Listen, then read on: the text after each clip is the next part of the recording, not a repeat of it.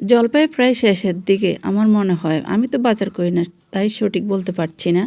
তো আপনাদের ভাইকে বলেছিলাম 1 কেজি জলপাই নিয়ে আসিও, আবার মাখা খাবো আর একটু আমি লাড্ডুর মতো করে আচার বানাবো।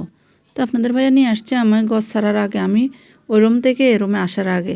তো জলপাইগুলো রাখতে রাখতে আজকে 5-6 দিন নরম হয়ে গিয়েছে। তো এই যে আজকে আচার বানাই ফেললাম। তো জলপাইগুলো ধুয়ে রেডি করে তারপর চুলায় দিয়ে দিলাম একটা কড়াইতে, তারপর পরিমাণ মতো চিনি দিয়ে দিলাম, একটু হলুদের গুঁড়ো একটু মরিচের গুঁড়ো দিয়ে দিলাম। কতক্ষণ সিদ্ধ করে নিয়ে আমি ঠান্ডা করে নিয়েছি, ঠান্ডা করে আমি হাতে ম্যাশ করে নেব, যেহেতু আমি বিচিগুলো ফেলে দেব। আমি আরও কিন্তু আচার বানাইছি, আমি হাতে ম্যাশ করতে হয় না, ওইভাবে সিদ্ধ করতে করতে হয়ে যায়। তো আমার প্রথমত রসুন দিতে মনে নাই, তেলও দিই নাই, রসুন যেহেতু দিই নাই সেই জন্য আমি তেল দিই নাই আর। তো এখন তেলের মাঝে রসুন কুচি করে ভাজে নিলাম, তারপরে যে 5 ফোড়ন মশলা দিয়ে দিলাম, এগুলো আমি আগে থেকে গুঁড়ি করে রাখছিলাম। তো আমার থেকে লাগতেছে সরিষার তেল কম হয়েছে, তো আমি আরেকটু তেল দিয়ে নিয়েছি, যেহেতু বেশ কিছুক্ষণ ভাজবো, লাল লাল করে নেব। তারপরে যে বিচিগুলো দেখতে পেলেন না, যখন ফেলে দিচ্ছি, আমার থেকে এই আচারটা আমার খুবই ভালো লাগে, খুবই মজা লাগে। তো আমি বিচিগুলো চুষে চুষে খেয়ে ফেলেছি। আর এখান দিয়ে যে শুকনো মরিচের গুঁড়ো করে নিলাম, তো এখান থেকে কিছু দিয়ে দিলাম, আর কিছু আমি লাড্ডু বানানোর পরে দিব।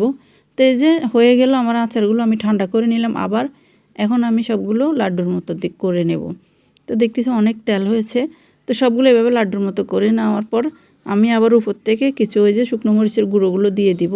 তো এভাবে এগুলো যে কোনো কিছুতে রাখা যায়। আমি আবার চুলের নিচে দিয়ে আর একটু লাল লাল করে নেব, শুকনো শুকনো করে নেব।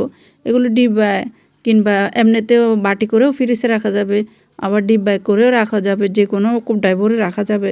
তো আমি এভাবে বানিয়ে নিলাম, আজকের মতো শেষ।